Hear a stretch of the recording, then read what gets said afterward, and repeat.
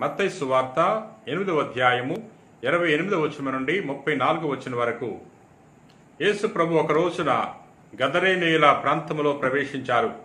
అప్పుడు దెయ్యం పట్టిన 2 వ్యక్తులు సమాధుల్లోండి బయటకు వచ్చారు. వారెప్పుడు కూడా ఉగ్ర స్వరూపులై ఉండేవారు. ఆ మార్గము గుండా వెళ్ళటానికి ఎవరు కూడా సాహసించేవారు కాదు. ఆ దెయ్యం పట్టిన వ్యక్తులు గట్టిగట్టిగా అరుస్తున్నారు, దేవుని కుమారుడా, మాతో నీకేమి పని? సమయము ఆసన్నము కాకమునిపే మమ్మల్ని శిక్షింపవచ్చితివా అని కేకలు వేసి ప్రభుని వేడుకుంటున్నారు. మమ్మలను ఆ దగ్గరలో ఉన్న పందుల మందలో ప్రవేశించటానికి అనుమతినివ్వు అన్నప్పుడు ప్రభు వారికి అనుమతినిస్తున్నాడు. వెంటనే ఆ పందులు సముద్రంలో మునిగి ఊపిరాడక చనిపోయాయి. ప్రియా సహోదరి సహోదరులారా, ఆ విషయం తెలుసుకున్న ఆ పందుల కాపరులు పట్టణంలోకి వెళ్లి ప్రజలకు తెలియజేశారు. ఆ పట్టణంలో ఉన్న ప్రజలు అనేక మంది ప్రభు వద్దకు వచ్చి ప్రభుని వేడుకుంటున్నారు, మా ప్రాంతాన్ని వీడి వెళ్ళిపోండి. వారు ప్రభు చేసిన అద్భుతాన్ని చూసి సంతోషపడవలసింది. సంతోషపడి ఆ ప్రాంతంలోనే ఉండమని ప్రభుని కోరుకోవలసింది. ప్రియా సహోదరి సహోదరులారా, కానీ దానికి భిన్నముగా ప్రభుని వెళ్ళిపోమని కోరుతున్నారు. పందులు చనిపోయాయి, నష్టం వాటిల్లింది, కాబట్టి మీరు వెళ్ళిపోవాలి అని ప్రభుకు తెలియజేస్తున్నారు. 2 వ్యక్తులు దయ్యము నుండి విముక్తి పొందారు, స్వస్థత పొందుకున్నారు, సాధారణ జీవితాన్ని జీవించగలుగుతున్నారు అని సంతోషపడలేకపోతున్నారు. వారు మనుషుల కంటే పందులకే ఎక్కువ ప్రాధాన్యతనిచ్చారు.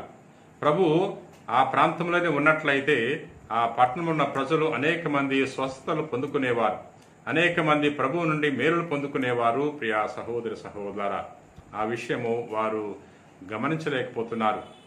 ఆ పందులకే ఎక్కువ ప్రాముఖ్యతనిచ్చారు కానీ మనుషులకు ఎక్కువ ప్రాధాన్యత ఇవ్వలేకపోయారు.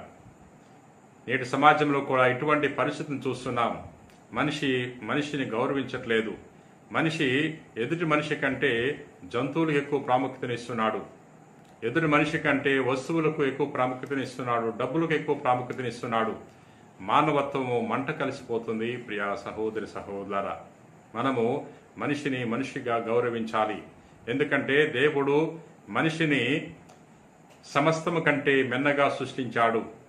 దేవుడు మనిషిని తన రూపములో సృష్టించాడు, తన ఊపిరినిచ్చాడు. మనిషికి ఈ సృష్టిలో గొప్ప ప్రాధాన్యతను కల్పించాడు. ప్రియా సహోదరి సహోదరులారా, ఈ యొక్క పట్టణంలో ఉన్న ప్రజలు ప్రభుని వెళ్ళిపోమని వారు కోరుకున్నారు. కానీ మనము మన గ్రామానికి, మన కుటుంబాలకు ప్రభుని ఆహ్వానించుకోవాలి. ప్రభు మన కుటుంబానికి వచ్చినప్పుడు మనలో ఉన్న దుష్ట శక్తులు తొలగిపోతాయి. ఎందుకంటే మనలో దుష్ట ఆలోచనలు ఉన్నాయి, దుష్ట క్రియలకు పాల్పడుతున్నాం. సైతాన్యమైన శక్తులు మన గృహాల్లో కూడా రాజ్యమేలుతున్నాయి. అవన్నీ కూడా తొలగిపోవాలంటే ప్రభు మన కుటుంబంలో ప్రవేశించాలి, మన జీవితంలో ప్రవేశించాలి. ప్రభు మనతో ఉన్నప్పుడు అవన్నీ కూడా తొలగిపోతాయి. ప్రార్థన చేసుకుందాం. ప్రేమ కలిగిన ప్రభువా, దయగిన సర్వేశ్వర, ప్రభువా, నిన్ను స్తుతిస్తున్నాం, మహింపరుస్తున్నాం, ఘనపరుస్తున్నాం. ఓ గొప్ప దేవుడా, ఈ రోజున నీ వాక్యం ద్వారా మాతో మాట్లాడినందులకు నీకు వేలాది వందనాలు.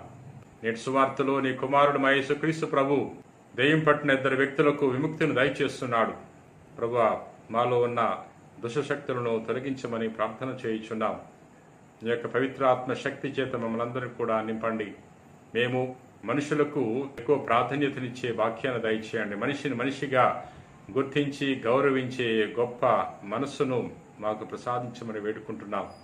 ప్రభు, ఈ రోజున ఎవరెవరైతే ఈ వాక్యాన్ని ఆలకించి ప్రార్థనలో పాలు పంచుకుంటున్నారో అటువంటి వారందరినీ కూడా ఆయురారోగ్యములతో సుఖ సంతోషాలతో దీవించమని మా నాథుడైన క్రీస్తు ద్వారా మనవి చేయించున్నాం తండ్రి. ఆమేన్.